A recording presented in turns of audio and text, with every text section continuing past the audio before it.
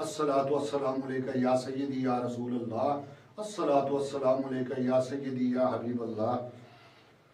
एहसान साहब, उस दिन आपने वो वाकया सुनाया जी, बड़ा ही मजा आया माशाल्लाह। मक्का पाक और मदीना पाक की बातों की तो बात ही कुछ और है। सुभान अल्लाह। आज फिर उधर की कुछ प्यारी सी बात मक्का पाक की, वह मुझे प्यारा सा वाकया जो सबक का मोज भी हो जी, लोगों के सुनने में भी मजा आए और सबक का मोज भी हो, वो ऐसा प्यारा सा वाकया जी। मियाँ साहब, मैं आपको बताता हूँ, एक दफ़ा का वाकया है, ऐसे हुआ मेरे साथ मक्का मुकरमा में कि जुम्मे का दिन था।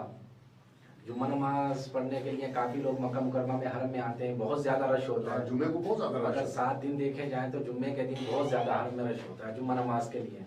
वो हुआ इस तरह कि जुम्मा नमाज से पहले पुलिस वाले रास्ते बंद कर देते हैं 11 बजे के करीब तकरीबन। जब रश होता है तो 11 बजे हरम के रास्ते बंद कर देते हैं, तो फिर जुम्मा नमाज के आधे घंटे बाद रास्ते खोलते हैं। तो ये जो टाइम होता है ये हम फारिग होते हैं इसमें। तो जुम्मा नमाज के बाद जैसे ही रास्ता खुला 25 मिनट बाद उन्होंने रास्ते खोले, तो मुझे सबसे पहली सवारी मिली जद्दा एयरपोर्ट की। ठीक हो। मैं पीछे से लाइन में लगा आ रहा था, मियाँ बीवी दो ठहरे हुए थे जद्दा एयरपोर्ट जाने के लिए। तो वो अपनी मर्जी के नॉर्मल प्राइस दे रहे थे 150 रियाल। अच्छा, जो जद्दा एयरपोर्ट के नॉर्मल प्राइस हैं।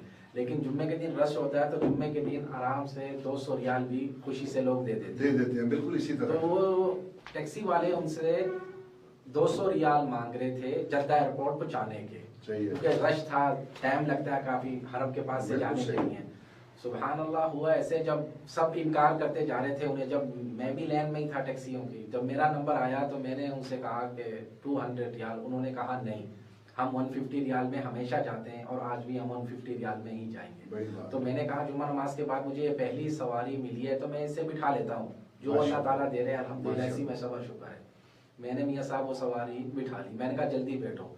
सवारी बिठाने का तरीका इस तरह से मियाँ साहब के, जब रश होता है तो ट्रैफिक पुलिस वाले कहते हैं कि रुको मत, जल्दी जल्दी चलते रहो। बिल्कुल सही। तो वो दोनों मियाँ बीवी थे, उन्होंने, मैंने ट्रंक खोला, उन्होंने सामान रखा उसमें और हम बिस्मिल्लाह तवक्कल तो अल्लाह पढ़ के चल पड़े। तो जब मैंने दुआ सफ़र पढ़ी उनसे, वो बहुत ज़्यादा मुतासिर हुए। उन्होंने मुझसे बोलना चाहा, थोड़ी सी मालूमात ली कि हम तकरीबन 17 टैक्सी रोक चुके हैं, किसी का भी 150 रियाल में जुम्मा नमाज के बाद दिल मुतमईन नहीं हुआ। बिल्कुल सही।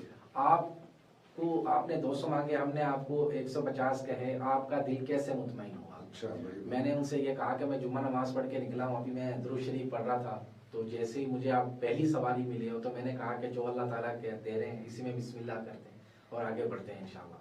तो जब मैंने 1.5 घंटे बाद उन्हें जद्दा एयरपोर्ट पहुंचाया तो उसकी मिसिस ने उसे कहा कि इसे 500 रियाल दिया जाए। कितने रियाल? 500 रियाल। वो कह रहा है कि मेरे से लोग 200 रियाल मांग रहे थे, तकरीबन 15-17 टैक्सियां मेरे पास से गुजरी, मेरा किसी पे दिल मुतमईन नहीं हुआ।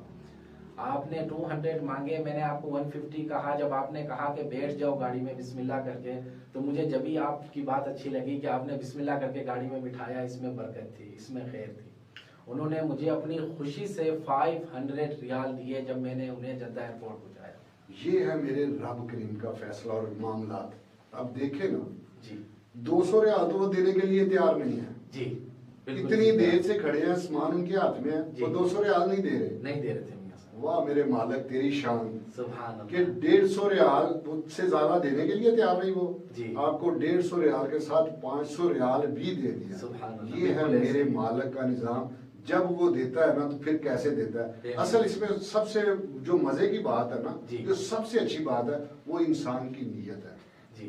अल्लाह जानता है, जब आप नीयत को ठीक रखेंगे तो मेरा रब करीम आप पे मेहरबानी और रहमतें करता ही रहेगा। माशाल्लाह, बड़ी प्यारी बात सुनाई दी। एक वाकया था